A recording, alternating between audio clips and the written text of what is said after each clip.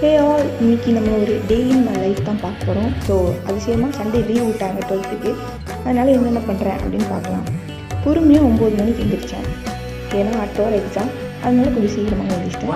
பொறுமையாக ப்ரஷ் பண்ணிவிட்டு அப்படியே பிளாக் அண்ட் பிளாக்ல ரெடி ஆகணும்னு சொல்லி குளிச்சுட்டு வந்தேன். குளித்தோடனே அம்மா ரெடியாக ஹார்லிக்ஸ் ரெடி பண்ணி வச்சுருந்தாங்க. அதையும் குடிச்சிட்டு என்னடா படிக்கலாம் அப்படின்னு அப்படியே தேடும்போது தான் என் கண்ணில் என்னோடய புக்கு படிச்சு. இந்த புக்கை இப்போ வாசித்தா எக்ஸாமுக்கு என்னடா பண்ணுறதுன்னு சொல்லிட்டு ஓரமாக வச்சுட்டு என்னுடைய 12th ஃபிசிக்ஸ் புக்கை எடுத்தேன். சரி, ஓகே, இதையே படிப்போம் அப்படின்னு சொல்லிட்டு ஒரு 2 சாப்டர் அப்படியே பொறுமையாக அப்படியே படிச்சுட்டு இருந்தேன்.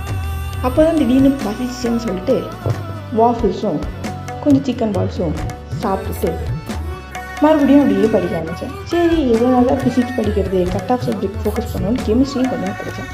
அப்படியே நைட் ஆயிடுச்சு. ஸோ அழகாக புக்கு படிச்சுட்டு தூங்கியாச்சு. Good night.